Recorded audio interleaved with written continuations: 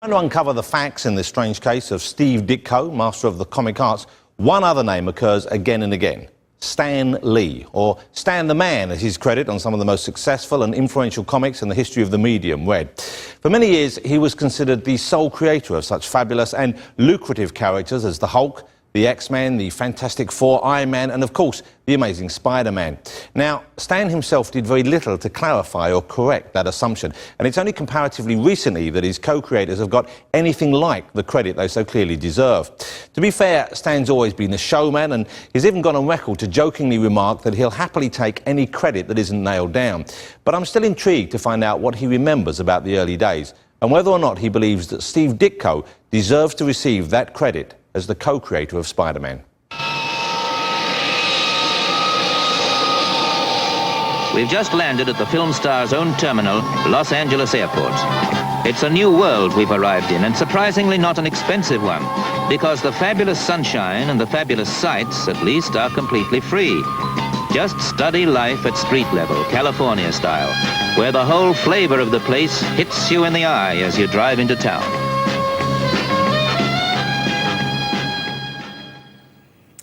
Hi, my name is Stan Lee, and I was the head writer, editor, and art director at Marvel Comics for many years.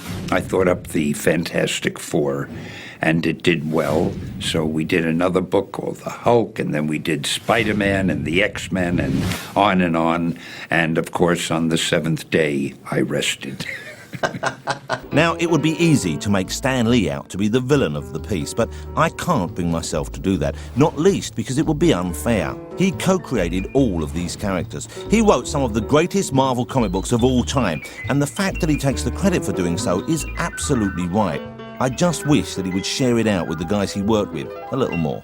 Steve and I worked beautifully together. I think, as far as I was concerned, he was the perfect collaborator. His artwork was superb. His story sense was brilliant. His continuity, he drew things you thought you were watching a motion picture from panel to panel. I mean, he was a joy and a delight to work with. I was heartbroken when Steve finally stopped working with us.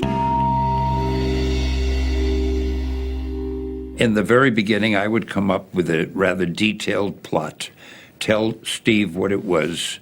He would draw the strip any way he wanted. I didn't give him a complete script. He'd add a lot of things that I hadn't even thought of.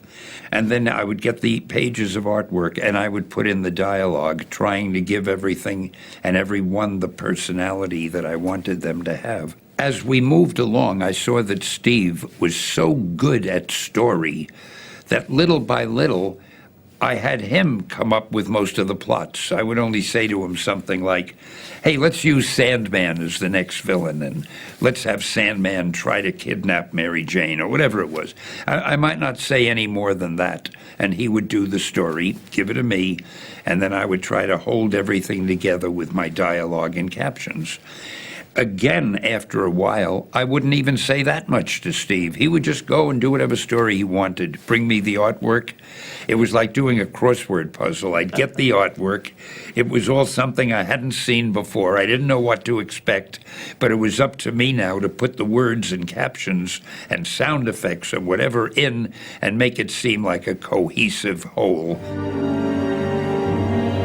In the past, Stan Lee has often been referred to as the sole creator of Spider-Man, something that has upset the publicity-shy Steve Ditko. He had complained to me a number of times when there were articles written about Spider-Man which called me the creator of Spider-Man.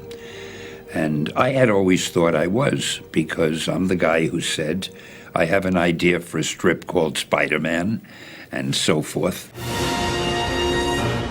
Steve obviously felt differently, and in 1999, in a small fanzine, he depicted the two sides of the story as he saw it. This is his only known response to the claims that Spider-Man was solely Stan Lee's creation. Steve had said, having an idea is nothing, because until it becomes a physical thing, it's just an idea. And he said it took him to draw the strip and to give it life, so to speak, or to make it actually something tangible. Otherwise, all I had was an idea. So I said to him, well, I think the person with the idea is the person who creates it. And he said, no, because I drew it. Anyway, Steve definitely felt that he was the co-creator of Spider-Man. And that was really, after he said it, and I saw it meant a lot to him, that was fine with me. So I said, fine, I'll tell everybody you're the co-creator. That didn't quite satisfy him, so I sent him a letter. I put it in writing. To whom it may concern, this is to state that I consider Steve Ditko to be the co-creator of Spider-Man along with me, something like that. And I sent it to him, and I said, you can show this to anybody you want to. And I found out that Steve still objected to that because he felt I used the word consider. I consider Steve to be the co-creator. Apparently, he felt that wasn't definite enough. So at that point, I gave up. I mean, I haven't spoken to him or heard from him since, I don't think. But do you yourself believe that he co-created it? I'm willing to say so. That's not what I'm asking you, Stan. No, and that's the best answer I can give you. So it's a no then, really? Pardon me? So it's a no then? No, I really think the guy who dreams the thing up created it. You dream it up and then you give it to anybody to draw it. I mean... But if it had been drawn differently, it might not have been successful or a hit, I suppose. Yeah, but then I would have had created something that didn't succeed.